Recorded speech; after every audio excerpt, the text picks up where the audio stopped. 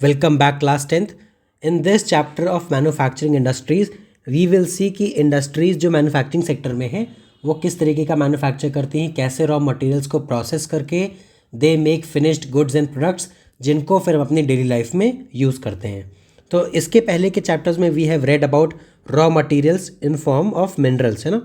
Raw materials की हम लोग बात कर चुके थे, मिनरल्स की बात कर चुके थे, एग्रीकल्चर की भी बात कर चुके थे। तो ये सारी चीज़ें हम देखते हैं कि वो प्राइमरी सेक्टर में आएगा आपका mining and extraction of minerals. Now in this chapter we will see कि मैन्युफैक्चरिंग कैसे होगी उन रॉ प्रोडक्ट्स की, रॉ मटेरियल्स की into finished goods and finished products. तो सबसे पहले तो आपको डेफिनेशन देखनी है और ये आपको याद होनी चाहिए, बिकॉज कभी क्वेश्चन डायरेक्टली आता है तो आप अगर डेफिनेशन लिखोगे ना तो आपके नंबर फिक्स हो जाएंगे, क्योंकि आप जब डिफाइन करते हो किसी टर्म को तो आप उसका एग्जाम्पल खुद से मेंशन कर सकते हो। डेफिनेशन आपने लिख दी तो आपके नंबर आपके हाथ में। तो सबसे पहले आप देखोगे production of goods in large quantities after processing from raw materials to more valuable products is called manufacturing. मतलब लार्ज क्वांटिटीज़ में गुड्स का प्रोडक्शन जब करते हैं रॉ मटेरियल्स को यूज़ करके और उसको कन्वर्ट कर लेते हैं वैल्यूएबल प्रोडक्ट्स में, तो इसको बोलते हैं मैन्युफैक्चरिंग। फॉर एग्जांपल आपने स्टील का, जैसे छोटा सा एग्जांपल आप ले लीजिए, स्टील का यूज़ करके आपने जो है पेन की टिप्स को बना लिया, है ना। आपने प्लास्टिक्स का यूज़ करके पेन की बॉडीज़ बना ली, प्लास्टिक्स का यूज़ करके आपने कीबोर्ड्स बनाए, ठीक है। इस तरीके की चीज़ें आप देखते हो जो बेसिक मटेरियल था, प्लास्टिक था या कोई मेटल था जिसका एज सच यूज़ नहीं है डायरेक्ट हमारी लाइफ में, बट जब उसको फिनिश्ड प्रोडक्ट में कन्वर्ट किया गया then it made a lot more sense for us. हम लोगों के लिए ज़्यादा सेंस उसका बना उसको यूज़ करने में। तो सेम चीज़ आपका ये मैन्युफैक्चरिंग में होता है कि उसको वैल्यूएबल प्रोडक्ट्स में कन्वर्ट करना। देन फिर आप देखते हो कि जो इस सेक्टर में एम्प्लॉयड लोग होंगे ये लोग सेकेंडरी एक्टिविटीज़ का पार्ट होता है मैन्युफैक्चरिंग, है ना। आपकी प्राइमरी में एग्रीकल्चर और वो आता है माइनिंग वाला, फिर आपका जो है माइनिंग वाला नहीं, आपका एग्रीकल्चर वाला आता है, फिर आपका सेकेंडरी और एक्टिविटीज़ में मैन्युफैक्चरिंग आता है, टर्शरी में आपका ये सारी चीज़ें आएंगी, माइनिंग एंड अदर थिंग्स।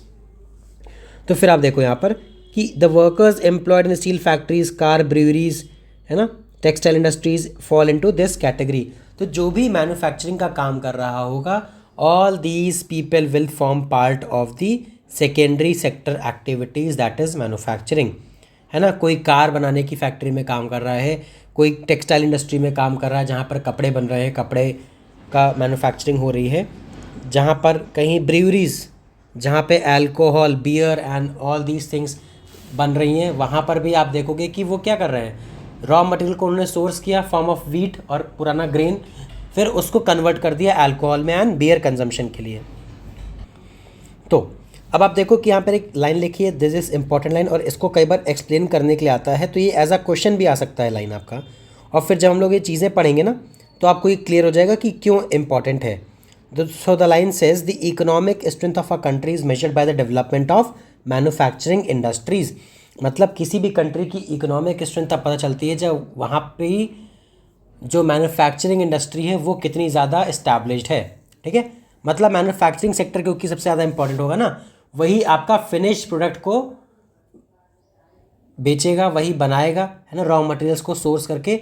तो आप देखोगे कि मैन्युफैक्चरिंग इंडस्ट्री एक इम्पॉर्टेंट फैक्टर है जो किसी भी इकोनॉमी का डेवलपमेंट में मदद करता है और शो भी करता है कि कितनी डेवलप्ड इकोनॉमी है।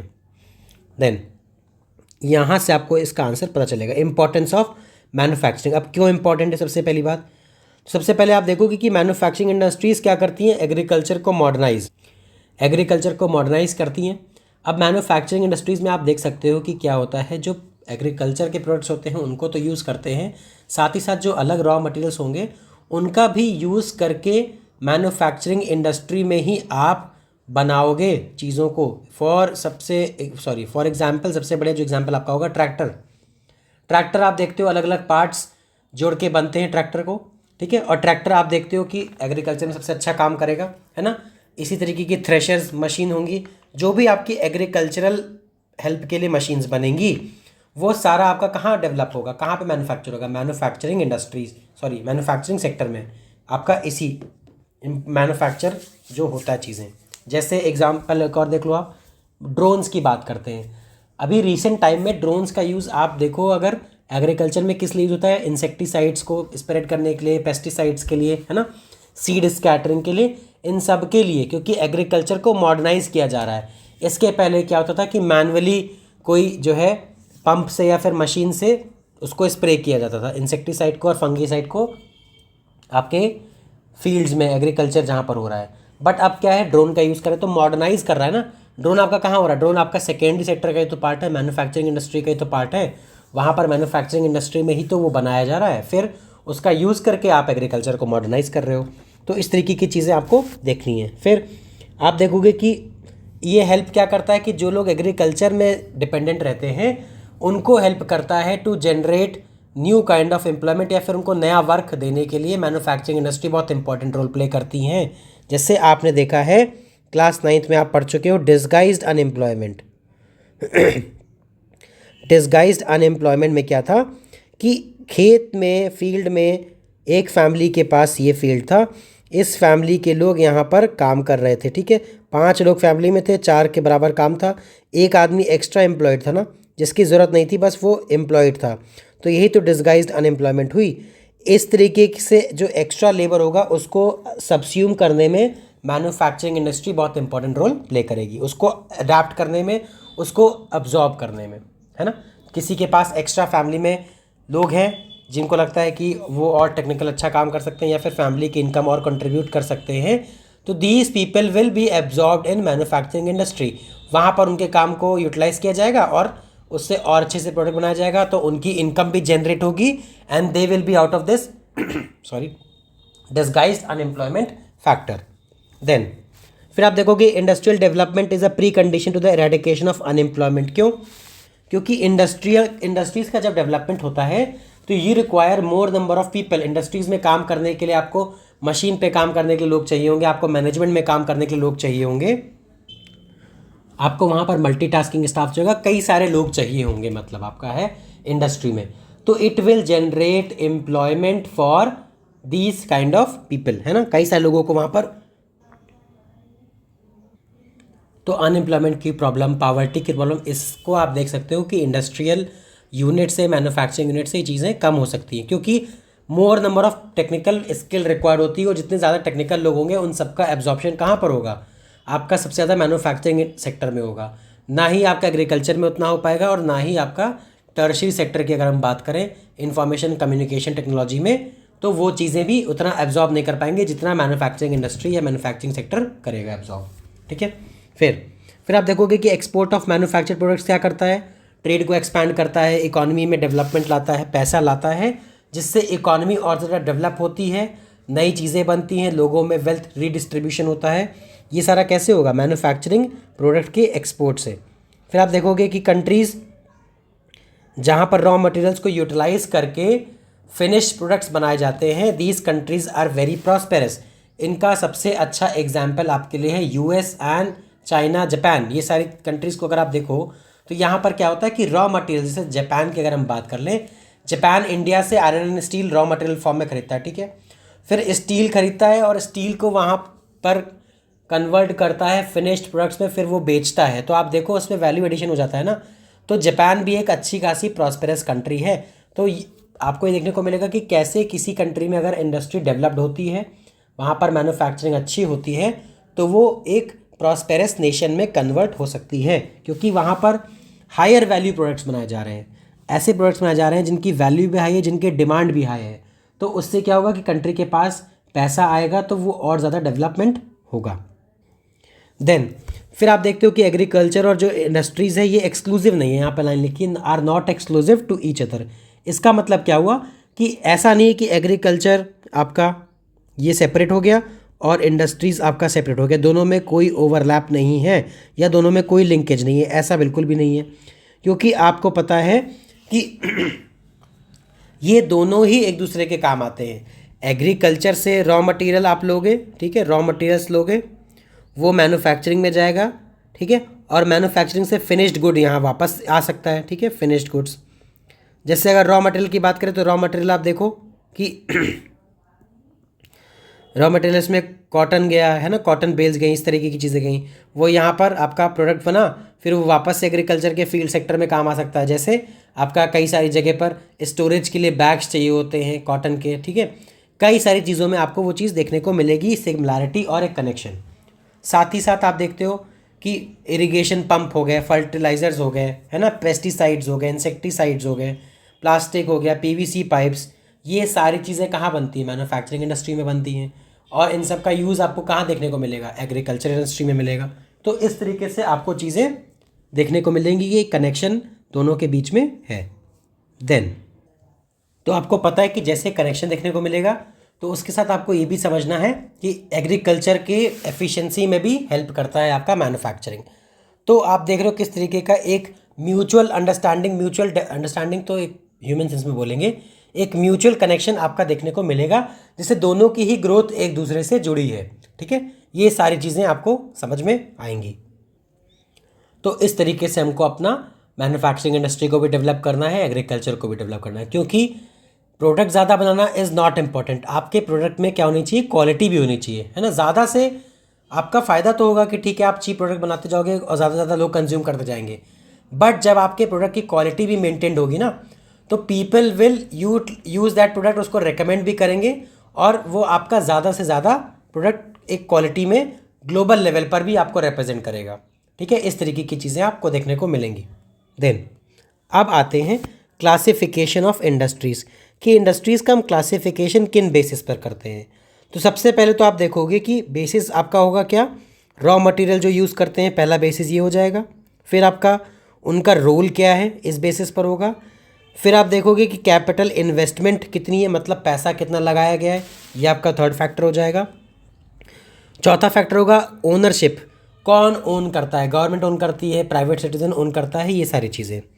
फिर आपका लास्ट में होगा bulk and the weight of the raw material and finished goods, मतलब इस बेसिस पर कि कौन सा मटेरियल यूज़ हो रहा है, रॉ मटेरियल, वो हैवी है या फिर लाइट, इस तरीके की चीज़ों पर भी डिफरेंशिएट करेंगे। तो ये आपको देखना है। सबसे पहले आते हैं on the basis of raw materials used agro based. तो एग्रो बेस्ड इंडस्ट्रीज़ में आप देखोगे कि यहाँ पर cotton, jute, silk, woollen, textiles, sugar, है ना, जो भी मतलब आपका एग्रीकल्चरल बेस्ड चीज़ें होंगी। एग्रो बेस्ड मतलब क्या हो गया? एग्रीकल्चर पर बेस्ड। तो एग्रीकल्चर पर बेस्ड कौन सा है? कॉटन भी है, आपको पता है, जूट भी है, सिल्क भी है, वुलन टेक्सटाइल्स भी है, शुगर, है ना, शुगर केन से एडिबल ऑयल, ये सारी चीज़ें एग्रीकल्चरल रॉ मटेरियल का पार्ट हैं। तो इनके बेसिस पर जो भी इंडस्ट्री बनेगी, that industry will be part of agro based industries, ठीक है। फिर इसमें सबसे पहले इंडस्ट्री आती है टेक्सटाइल इंडस्ट्री। टेक्सटाइल का मतलब आपको पता है, यहाँ पर क्या होगा?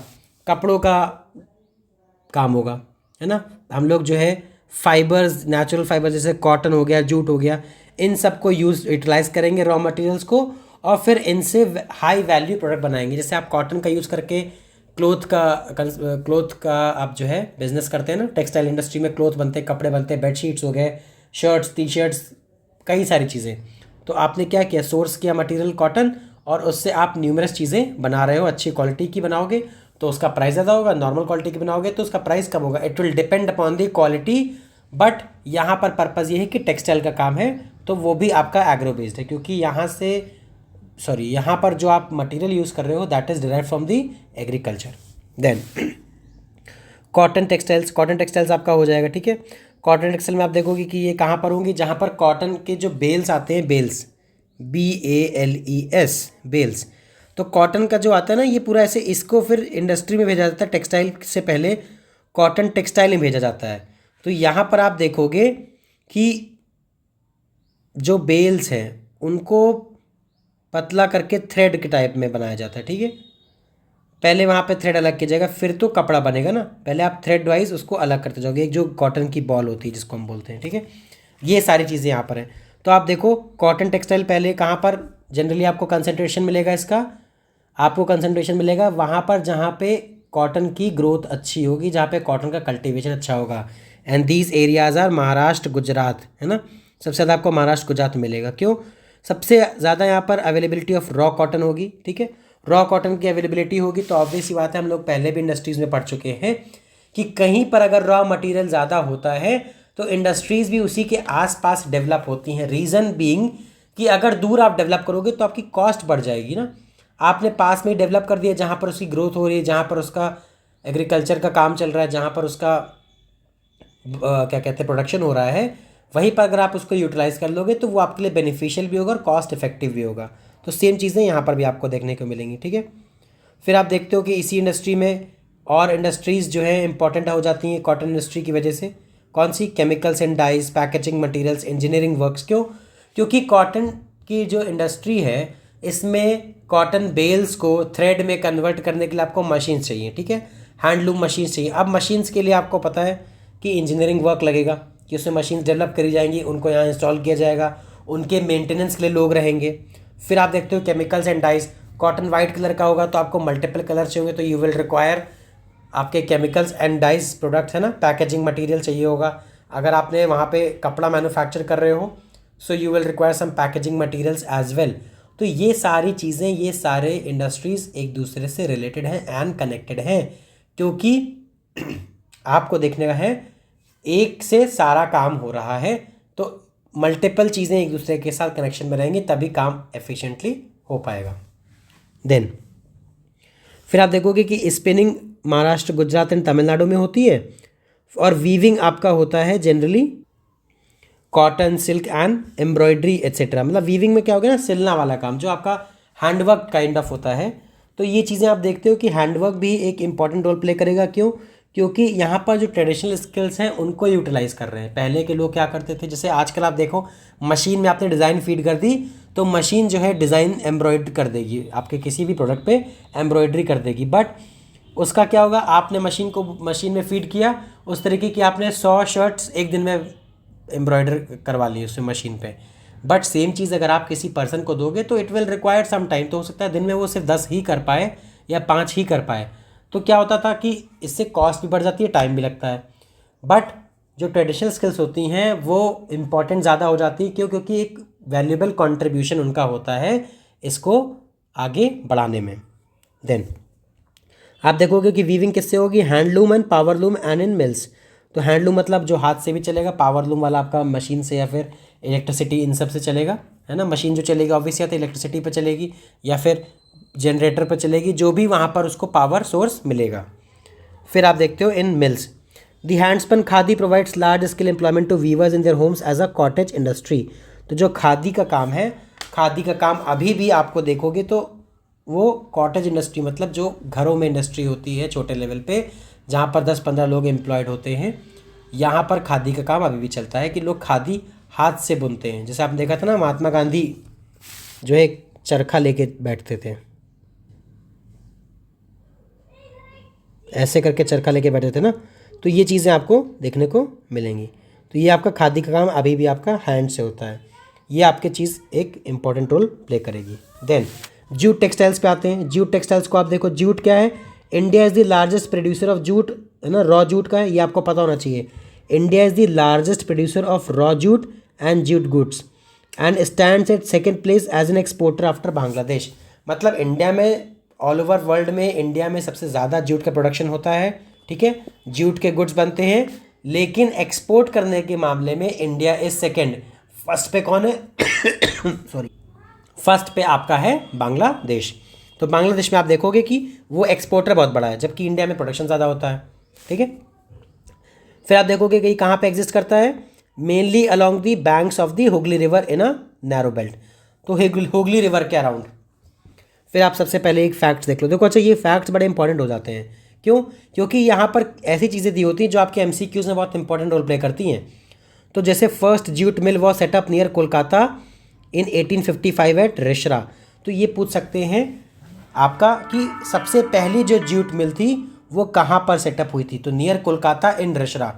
ईयर आपको भले ही याद ना हो, वैसे याद होना चाहिए क्योंकि क्रोनोलॉजी आती है आपका, और आपका match the column, match the following या मैच द कॉलम में डेट्स पूछ सकते हैं। इस तरीके की चीज़ें तो आपको पता होनी चाहिए। The first jute mill was set up near Kolkata in 1855 at Rishra, ठीक है।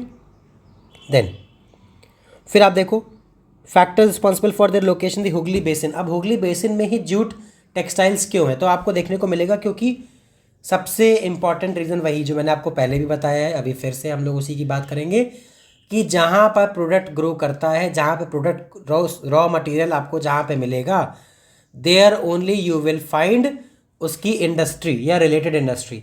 क्यों? क्योंकि उनको टाइम कम लगेगा ट्रांसपोर्ट करने में। अब आप देखो, अगर कि पता चला जूट यहाँ पर हो रहा है इस एरिया में और इंडस्ट्री आपकी यहाँ लखनऊ मुरादाबाद के पास है, ठीक है, या कानपुर के पास है, तो आप डिस्टेंस देखो ना, मैप में मत जाओ, यहाँ पर तो आपको डिस्टेंस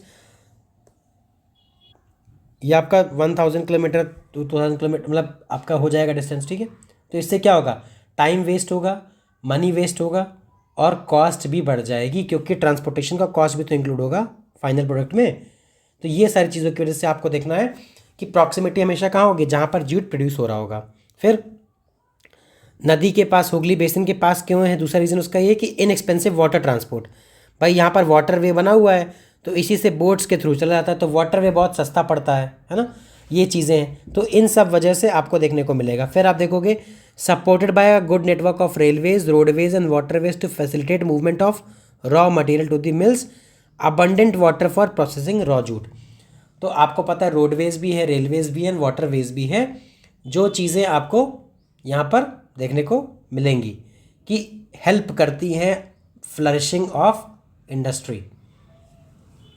क्योंकि अगर आपका इजी एक्सेस नहीं होगा ना रोडवेज का, रेलवेज का, तो आप अपना प्रोडक्ट कैसे दूसरी जगह एक्सपोर्ट करोगे या भेजोगे, है ना। एक्सपोर्ट करने के लिए दूसरी कंट्री में भेजने के लिए यू रिक्वायर कि वो हिंटरलैंड से, मतलब इंटीरियर ऑफ द एरिया से कहीं बाहर तो जाए। तो बाहर जाने के लिए आपको रेलवे चाहिए होगा, रोडवे चाहिए होगा या वाटरवे चाहिए होगा। तो यहाँ पर तीनों चीज़ें आपको मिलेंगी। देन अबंडेंट वाटर भी ज़रूरत है, तो रॉ जूट को प्रोसेस करने के लिए वाटर की रिक्वायरमेंट है। फिर जो बगल की स्टेट्स है बिहार, उड़ीसा एंड यूपी, यहाँ से लेबर मिल जाता है, चीप लेबर, ठीक है। चीप लेबर मतलब कम प्राइस पे आपको लेबर यहाँ पर मिल जाएगा। तो उससे आपको फ़ायदा क्या होगा? उससे फ़ायदा ये होगा कि आपका कॉस्ट और ज़्यादा कम हो जाएगी, तो आप कम दाम पे बेच पाओगे और लोग ज़्यादा से ज़्यादा उसको खरीदेंगे। देन एग्रो बेस में तीसरी कौन सी इंडस्ट्री है? Sugar industry. शुगर आपको पता है कि India stand second as the world producer of sugar but occupies the first place in the production of gur and khandsari. तो शुगर इंडस्ट्री जो है, इंडिया सेकेंड है वर्ल्ड प्रोड्यूसर, ठीक है। बट शुगर इंडस्ट्री क्या है? आपका शुगर केन बेस्ड इंडस्ट्री है। ये भी आपका कहाँ पर होगी? इसकी शुगर मिल्स कहाँ पर होंगी? शुगर की प्रोसेसिंग कहाँ होगी? जहाँ पर आपके शुगर केन ग्रो होते होंगे उसी के पास आपको इनकी इंडस्ट्रीज़ मिल जाएंगी। वाई रीज़न आपको पता है, मैंने सबसे पहले बताया कि प्रोडक्ट पास में होगा तो रॉ मटेरियल ज़्यादा अच्छे से आप प्रोसेस कर पाओगे। साथ ही साथ जो शुगर केन होता है वो बहुत जल्दी अपना लॉस करता है शुगर कंटेंट, तो जितना ज़्यादा दूर होगा ना उतना ज़्यादा शुगर कंटेंट उसमें कम होता जाएगा वाइल ट्रांसपोर्टेशन, ठीक है। इसीलिए ये आपको पास में ही मिल जाएगा शुगर केन एरियाज़ जहाँ पर ग्रो होते हैं। देन आपको मिल्स देखने को मिलेगा कि मिल्स में कहाँ पे होंगी? UP, Bihar, Maharashtra, Karnataka, Tamil Nadu, Andhra Pradesh, Gujarat, Punjab, Haryana and MP. तो ये सारी चीज़ें हैं और 60% मिल्स आपकी जो यूपी और बिहार में है। तो UP and Bihar have maximum number of आपकी शुगर केन मिल्स। देन और ये इंडस्ट्री क्या है? Seasonal in nature. Why seasonal? आप बताइए। सीजनल इसलिए क्योंकि यहाँ पर क्या होता है, शुगर केन का एक पर्टिकुलर सीज़न होगा ना ग्रो करने का। साल भर तो शुगर केन ग्रो करता नहीं है, तो किसी एक पर्टिकुलर सीज़न में ग्रो करेगा, तो इसीलिए सीजनल इंडस्ट्री कहलाई जाती है, एक पर्टिकुलर सीज़न में होगा। देन फिर आप देखोगे कुछ टाइम पर क्या हो रहा है इधर बीच कि सादर्न एरियाज़ में या फिर महाराष्ट्र में शुगर मिल्स शिफ्ट हो रही हैं, मतलब from northern part of India, from UP, Bihar, ये सब कहाँ शुगर मिल्स शिफ्ट हो रही हैं? आपकी बिहार में, सॉरी आपके सदर्न इंडिया में एंड आपके महाराष्ट्र में। क्यों? क्योंकि यहाँ पर जो शुगर केन प्रोडक्शन होता है उसमें सुक्रोज कंटेंट, जो शुगर का कंटेंट होता है वो बहुत ज़्यादा होता है, क्लाइमेट भी वहाँ का अच्छा होता है, तो उससे क्या होता है कि बहुत जल्दी शुगर अपना जो है सुक्रोज कंटेंट लूज़ नहीं करेगा शुगर, है ना। तो ये फ़ायदा आपको देखने को मिलेगा। तो इस वजह से इंडस्ट्रीज़ वहाँ पर भी शिफ्ट हो रही हैं। तो धीरे धीरे आप देखो वहाँ पे प्रोडक्शन बढ़ रहा है, इंडस्ट्री शिफ्ट हो रही हैं, बिकॉज उनके में लॉन्गर क्रशिंग सीजन होगा, तो उनके पास ज़्यादा देर तक रिटेंशन होगी शुगर केन की as compare to northern part of India, जहाँ पर गर्मी में तुरंत ही उसका कंटेंट कम होने लगेगा, ठीक है। देन मिनरल बेस्ड इंडस्ट्रीज़ अभी हम लोगों ने देखा यहाँ पर, on the basis of raw material था, तो एग्रो बेस्ड की हम लोग बात कर चुके हैं। अब आते हैं मिनरल बेस्ड पे। तो मिनरल बेस्ड में आप देखोगे आयरन एंड स्टील इंडस्ट्री। तो आपको पता है आयरन एंड स्टील इंडस्ट्री क्या करेगा, ये आपका बेसिक इंडस्ट्री है। बाकी सारी इंडस्ट्री से कोई भी काम आपका होता है, it is from iron and steel industry only. तो आयरन का डेवलपमेंट, आयरन ओर का एक्सट्रैक्शन किया, फिर उसको डेवलप किया, प्रोसेस किया, सारी चीज़ें करी, कन्वर्ट कर दिया स्टील में। स्टील का काम आपको पता है हर सेक्टर में होता है ना। तो ये सारी चीज़ें, ये आपका डिपेंड करेगा। मशीनरी में आपका यूज़ होगा, इंजीनियरिंग गुड्स में यूज़ होगा, कंस्ट्रक्शन में यूज़ होगा, मेडिकल डिवाइसेस, डिफेंस, हर सेक्टर में you will require iron and steel industry के प्रोडक्ट्स। देन फिर आप देखो production of consumption of steel is often regard as the index of the country's development. तो जिस कंट्री में प्रोडक्शन ज़्यादा होगा, कंजम्पशन ज़्यादा होगा स्टील का, वो आपको बताएगा कि हाँ उस कंट्री में जो है डेवलपमेंट बहुत ज़्यादा होता है या डेवलपमेंट ज़्यादा है।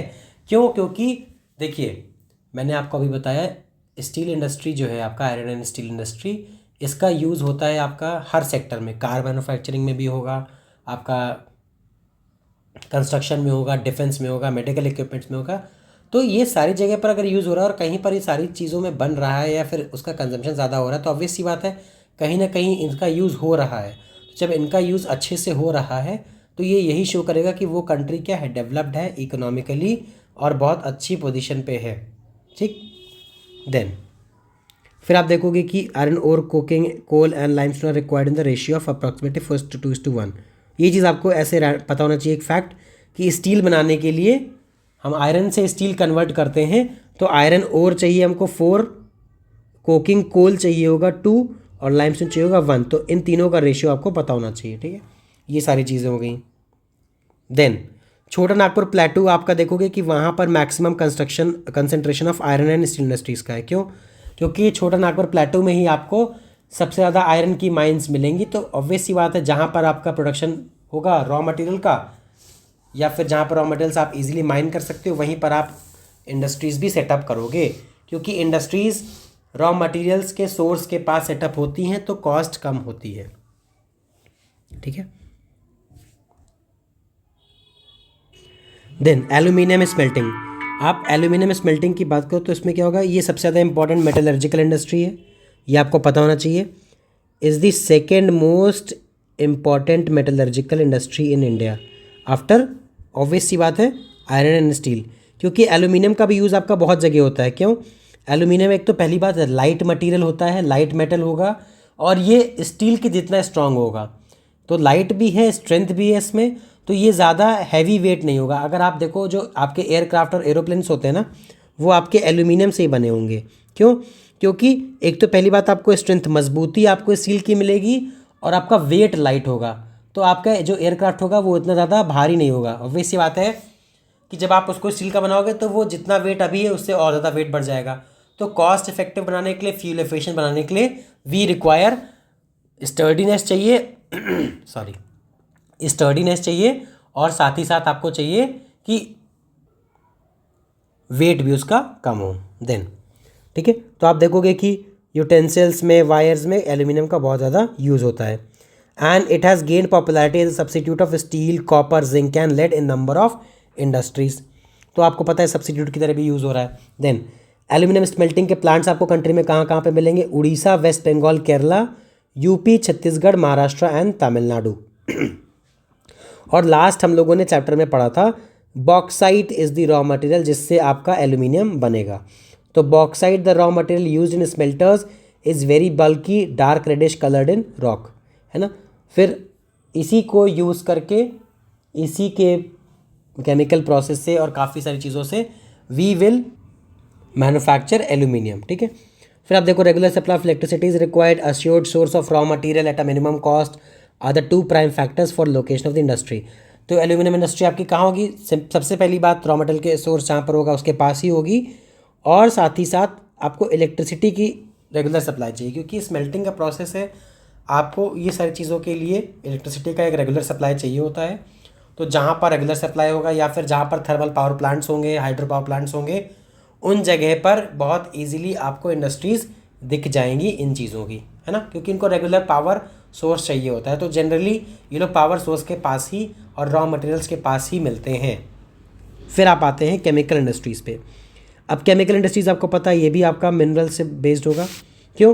क्योंकि इसमें आप देखोगे कि both organic and inorganic sectors use होंगे। इनऑर्गेनिक में क्या होगा, जिसमें आप सल्फ्यूरिक एसिड का यूज़ करके plastics, fibres, adhesive, paints, dyes and stuff, है ना। इनऑर्गेनिक जो नेचुरल नहीं है, नेचुरल चीज़ों से नहीं बना है, तो ये हो गया इनऑर्गेनिक, सिंथेटिक है। तो आपका किससे बनेगा, आपका जो हो गया पेंट, डाई, है ना, nitric acid, alkali, soda ash use to make glass, soaps and detergents, paper and caustic soda. ठीक है, ये सारी चीज़ आपको इसमें देखने को मिलेंगी। फिर आपको देखने को मिलेगा कि ऑर्गेनिक केमिकल्स जो हैं उसमें पेट्रोकेमिकल्स, जिसका मैन्युफैक्चरिंग के लिए आपका क्या यूज़ होगा, फाइबर में, सिंथेटिक रबर में, प्लास्टिक्स।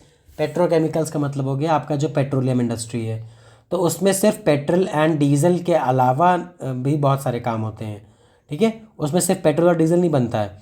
पेट्रोलियम इंडस्ट्री में आपके कई सारी चीज़ें होती हैं जिसमें सिंथेटिक फाइबर्स बनेंगे। ठीक है, सिंथेटिक रबर बनेगा, पीवीसी आपने सुना है, प्लास्टिक्स होंगे, डाई के स्टफ होंगे, ड्रग्स एंड फार्मास्यूटिकल्स। तो आपको कई सारी चीज़ें देखने को मिलेंगी। और साथ ही साथ ऑर्गेनिक केमिकल प्लांट्स जो आपके होंगे वो कहाँ पर होंगे, जब वो ऑर्गेनिक बेस्ड हैं। आपने केमिस्ट्री में पढ़ा है ना, कार्बन का कंटेंट होगा ऑर्गेनिक में, ये तो आपको पता ही है, केमिस्ट्री में आपने पढ़ा है कार्बन का कंटेंट होता है।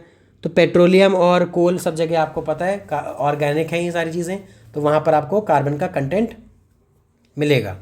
तो वैसे ही यहाँ पर भी आप देखोगे कि जो ऑर्गेनिक इंडस्ट्री है तो ये पेट्रोलियम बेस्ड है, तो इनकी लोकेशन कहाँ पर होगी, पेट्रोलियम इंडस्ट्रीज़ के पास ही होगी या रिफाइनरीज के पास होगी। ठीक है, फिर एक लाइन यहाँ पर लिखी थी, chemical industry is its own largest consumer. मतलब जो केमिकल इंडस्ट्री है वो अपनी ही बहुत ज़्यादा प्रोडक्ट को कंज्यूम कर लेती है। कैसे, जो बेसिक केमिकल्स बनते हैं ना पहले, उन्हीं को यूज़ करके आप एडवांस केमिकल्स जो फर्दर इंडस्ट्रियल एप्लीकेशन के लिए यूज़ होते हैं वो बनाए जाते हैं। ठीक है, तो केमिकल इंडस्ट्री का मतलब क्या हो गया, पहले सबसे पहले वो क्या करेंगे, वो बेसिक मतलब मैं बेसिक और एसिडिक की बात नहीं कर रहा हूँ, मैं बात कर रहा हूँ एक बेसिक मटीरियल, जो एक जिसको कहेंगे मतलब जो सिंपल सा केमिकल बनेगा। तो जो आपके सिंपल केमिकल होंगे उन्हीं को यूज़ करके आप एडवांस केमिकल बनाओगे जिनका इंडस्ट्रियल एप्लीकेशन फिर बाद में होगा। तो इसीलिए आप देखते हो कि chemical industry is its own largest consumer. ठीक है, तो यहाँ तक आई होप आपको अच्छे से समझ में आ गया होगा। आगे हम लोग इसका पार्ट 2 में करेंगे और पार्ट 2 में आपका ये चैप्टर कंप्लीट हो जाएगा। तो 2 पार्ट में आपका ये वाला चैप्टर कंप्लीट हो जाएगा, फिर उसके बाद हम लोग आगे के चैप्टर को कंप्लीट कर लेंगे। तो अब मैंने सोचा है कि आपको सब्जेक्ट वाइज चीज़ें कंप्लीट कर लें, पहले ज्योग्राफी कंप्लीट कर लेते हैं, देन उसके बाद हिस्ट्री पढ़ेंगे, फिर सिविक्स, इस तरीके से चीज़ों को कवर अप कर लेंगे। So thank you, have a wonderful day. And अगर कोई डाउट हो तो आप प्लीज़ कमेंट करना, तो मैं उसको नेक्स्ट वीडियो में एड्रेस कर दूंगा। Thank you.